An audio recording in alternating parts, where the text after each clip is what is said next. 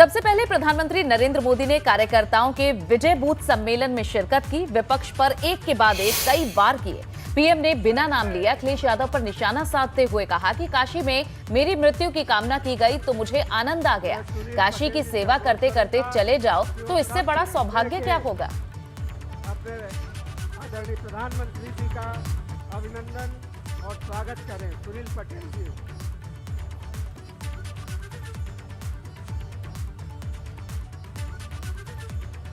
तो पीएम मोदी पहुंचे आज वाराणसी और सबसे पहले उन्होंने कार्यकर्ताओं को जीत का मंत्र दिया। बताया कि किस तरह से लाभार्थियों तक पहुंचना है, जनता तक पहुंचना है।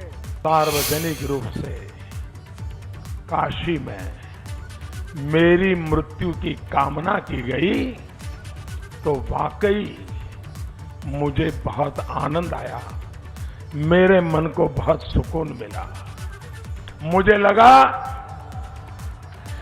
लगा कि मेरे घोर विरोधी भी ये देख रहे हैं कि काशी के लोगों का मुझ पर कितना स्नेह है।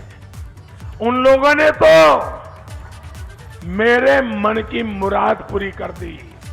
इसका मतलब ये कि मेरी मृत्यु तक न काशी के लोग मुझे छोड़ेंगे और न ही काशी मुझे छोड़ेगी। मुझे विश्वास है काशी की सेवा करते करते अगर मेरी मृत्यु लिखी होगी तो इससे बड़ा जीवन का सौभाग्य क्या होगा। प्रधानमंत्री नरेंद्र मोदी ने वाराणसी दौरे से पहले बस्ती और देवरिया में छठे चरण के लिए भाजपा प्रत्याशी के पक्ष में प्रचार भी किया। इस दौरान प्रधानमंत्री ने सपा और कांग्रेस का नाम लिए बिना परिवारवाद को लेकर निशाना साधा। पीएम ने कहा कि जिन्होंने रक्षा सौदों में कमीशन खाया वो देश को मजबूत नहीं कर सकते। जिनका दिल आतंकियों के लिए धड़कता है वो देश को मजबूत नहीं कर सकते। पीएम ने यह भी कहा कि यूपी में इस बार का चुनाव घोर परिवारवादियों और घनघोर राष्ट्रवादियों के बीच है। का इतिहास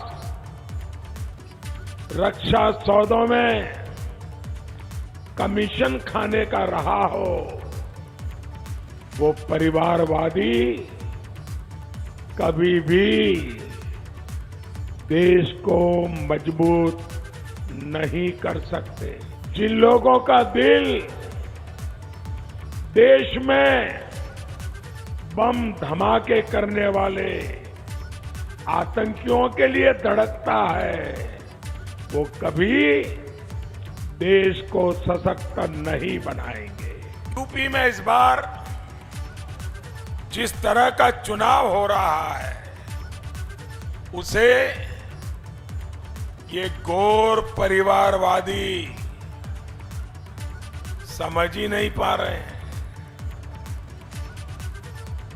इस बार का चुनाव